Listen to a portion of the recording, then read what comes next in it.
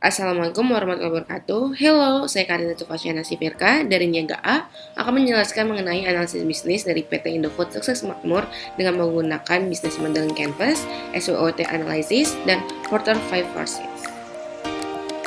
Yang pertama, saya akan menjelaskan mengenai bisnis scope atau ruang lingkup bisnis dari PT Indofood Sukses Makmur.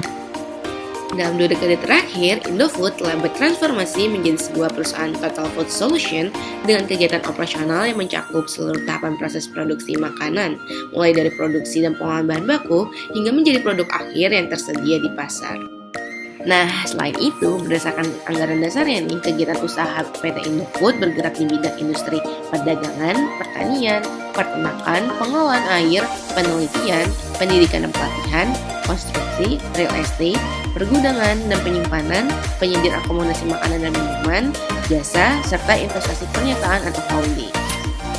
Lalu, dalam menjalankan kegiatan operasionalnya, Indofood menggunakan 3 model bisnis yang terdiri dari 4 kelompok usaha strategisnya nih, yaitu bisnis model yang pertama itu ada Consumer Good Business Models oleh grup Consumer Branded Products atau CBP dengan produk berupa mie instan seperti Indomie, Sarimi, lalu dairy seperti Indomilk, Milkwat, lalu makanan ringan seperti Citato, Kitela, lalu penyedap makanan seperti Indofood bumbu racik, kecap manis, lalu nutrisi dan makanan khusus seperti Promina, GoFit, dan minuman seperti Ice-Ocha dan Club.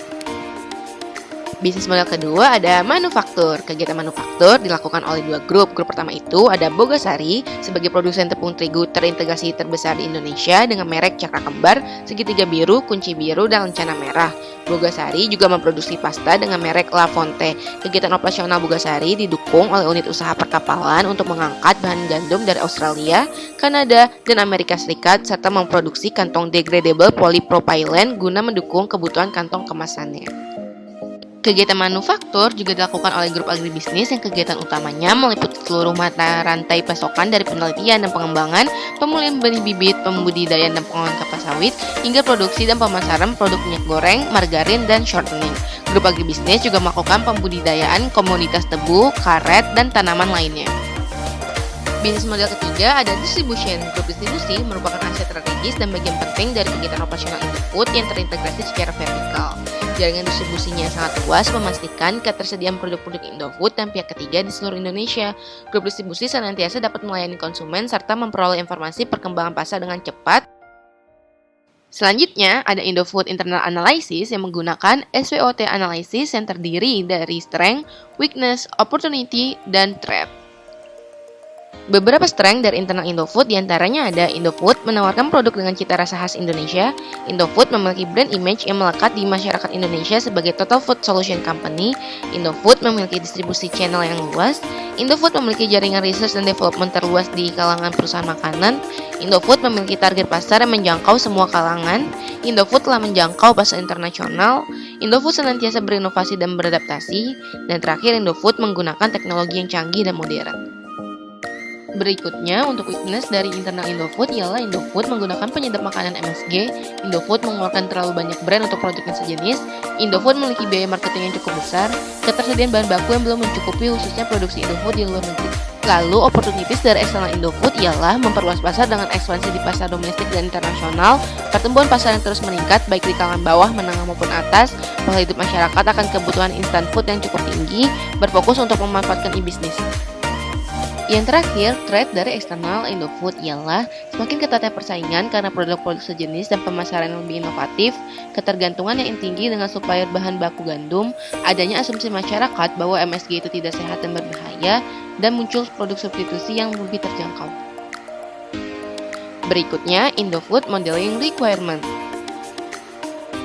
Nah, untuk model requirement yang digunakan ialah rational model dengan menganalisis BMC atau Business Model Canvas dari perusahaan Indofood yang digunakan ketika dibutuhkan saat menunjukkan pembenaran dari sebuah solusi. Yang pertama, customer segmentation dari Indofood itu termasuk ke dalam mass market, yaitu customer dengan jumlah besar dengan jenis kebutuhan dan membutuhkan solusi yang sama yang terdiri dari masyarakat kalangan bawah, menengah, maupun atas. Lalu, value proposition dari Indofood ialah harganya terjangkau, produk terdiferensiasi, higienis, diproses dengan standar internasional dan menggunakan teknologi berkualitas tinggi, adanya pengawasan ketat dalam proses manufacturing. Channel dari Indofood ialah content marketing, digital and conventional ads, jingle seperti Indomie seleraku, lalu marketplace, retail market, traditional market, dan convenience store. Kemudian, customer relationship dari Indofood ialah cooperation, di mana Indofood menyambut baik berbagai masukan dari konsumen sebagai bagian dari upaya untuk meningkatkan kualitas produk dan layanan Indofood, lalu advertisement to customer, Indofood call center, dan community. Untuk revenue stream dari Indofood didapatkan dari penjualan consumer branded products, Pugasari, agribisnis, dan distribusi. Lalu, key resource dari Indofood ialah sumber daya manusia, teknologi berkualitas tinggi, aset fisik, intelektual seperti hak cipta, hak paten, hak milik, kemitraan, dan customer database, lalu finansialnya Indofood. Selanjutnya, key activities dari Indofood itu ada research and development, production, manufacturing, distribution, dan marketing. Kemudian untuk key partnership-nya itu ada supplier, manufacturer, distributor, investor, Indofood partner, Warmindo. Lalu cost structure-nya itu ada R&D, production, manufacturing, distribution, marketing, intellectual, employee wages, legal and insurance, dan certification. Berikutnya, Indofood external analysis untuk menganalisis competitive positioning dari Indofood. Porter 5 Forces Framework dapat digunakan oleh Indofood sebagai alat manajemen strategis untuk menganalisis daya saing dalam industri. Ini akan membantu Indofood dalam menghadapi persaingan dengan memahami situasi dan memberikan keunggulan kompetitif yang berkelanjutan. Yang pertama, tingkat ancaman Indofood terhadap pendatang baru itu berada pada level moderate atau sedang karena Indofood telah menjadi market leader dan membutuhkan biaya yang cukup besar untuk memasuki pasar dari Indofood. Namun, tidak menutup kemungkinan adanya kompetitor lain yang lebih inovatif dan memiliki produk yang lebih baik.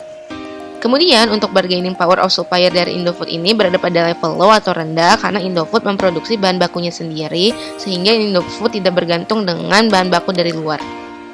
Lalu, untuk bargaining power of buyer itu berada pada level tinggi karena menjadi lebih kompetitif di antara pesaing lainnya yang memiliki produk serupa dengan Indofood. Untuk tingkat ancaman Indofood terhadap produk substitute itu berada pada level tinggi karena banyak kompetitor yang menawarkan produk pengganti yang lebih inovatif dan terjangkau harganya. Tidak hanya itu, untuk tingkat internal competition juga berada pada level tinggi karena semakin ketatnya jumlah pesaing yang ada di pasar dan juga permintaan makanan instan yang semakin bertambah. Nah, berikutnya merupakan supply chain management analysis dari Indofood. Alur supply chain management Indofood dimulai dari pengelolaan pertanian atau perkebunan milik Indofood. Lalu hasil pertanian atau perkebunan tersebut diolah menjadi bahan baku produksi. Bahan baku tersebut kemudian dikirimkan ke gudang bahan baku dan pabrik produksi. Lalu tahapan selanjutnya itu pengolahan bahan baku menjadi produk. Kemudian produk dikirimkan ke laboratorium untuk dilakukan penelitian. Jika memenuhi persyaratan, maka akan dilanjutkan ke tahap quality control. Jika tidak, maka produk tersebut akan ditolak. Setelah itu, tahapan berikutnya setelah quality control adalah pengemasan produk jadi. Kemudian produk didistribusikan ke distributor, retail, traditional market, wholesaler, dan partner Warmindo, lalu sampai ke tangan terakhir yaitu konsumen. Nah, yang terakhir nih, ada rekomendasi strategi agar Indofood terus mampu bersaing di pasar. Strategi pertama, Indofood dapat berinovasi dengan memproduksi makanan sehat dengan natural ingredients karena konsumen Indonesia saat ini sudah concern dengan gaya hidup sehatnya nih, namun tetap ingin mengonsumsi makanan instan olahan. Oleh karena itu, ini merupakan kesempatan bagi Indofood untuk mengembangkan produknya dengan menggunakan bahan-bahan yang lebih sehat dan alami. Strategi kedua, Indofood dapat melakukan massive promotion. Meski kini Indofood menjadi pemimpin pasar, mereka masih harus mempromosikan dan meningkatkan produknya lebih masif untuk menjangkau dan menembus pasar baru yang lebih luas. Strategi ketiga ialah diferensiasi. Indofood dapat berusaha untuk menjadi unik di industri ini dengan memberikan value proposition yang dihargai oleh pelanggan. Hal ini bertujuan untuk mencari harga premium karena diferensiasi dan keunikan yang ditawarkan. Sekian presentasi dari saya mengenai analisis bisnis dari PT Indofood Sukses Makmur. Kurang lebihnya mohon maaf. Wassalamualaikum warahmatullahi wabarakatuh.